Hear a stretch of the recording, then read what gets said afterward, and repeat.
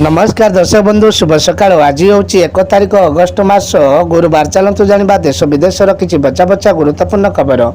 जदि आपण मैंने पर्यंत वीडियो को लाइक करना वीडियो को लाइक कर चैनल को सब्सक्राइब करी कमेंट माध्यम जनातु आपण मैंने आम वीडियो केउं जिल्लारू देखुछंती।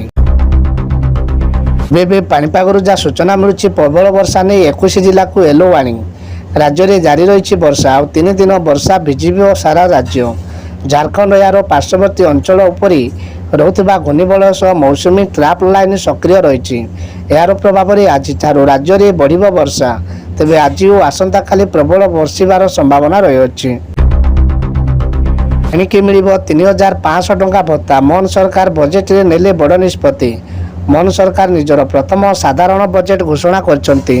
एही बजेट पाई 2024-25 आर्थिक वर्ष रे 2,65,000 कोटी टंका व्ययबराद होईछि। 2023-24 आर्थिक वर्ष रे यह 2,30,000 कोटी टंका थिबा समय रे चलित थर यहाकू 15% वृद्धि करा जायछि। ई श्रम कार्ड रे मिलिबो 1,000 टंका। आसिला नुआ लिस्ट चेक करंतु। कार्डधारी को प्रति मासरे बैंक अकाउंट रे 1,000 टंका लेखाएं जोगाई दिया जाउछि। एथिपाई निर्दिष्ट समय अंतराल मध्य सरकार लिस्ट जारी करी आछंती। ई श्रम कार्ड लिस्ट किबळी चेक करिवे ओ केउंटू डाउनलोड करिवे किपरि करिवे आमे आपनको कहिबु।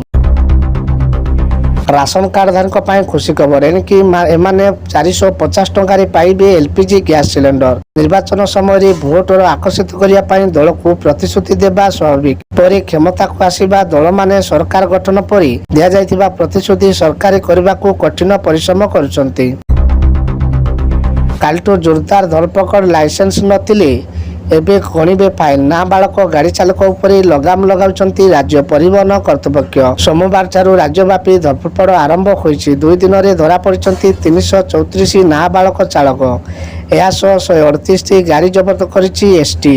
केवल कटक सर्वाधिक 27 जन धरा पड़िछंती एवं गाड़ी पिछा 25,000 टंका करी मोट 98,50,000 टंका चालान मध्य आदाय होईछि।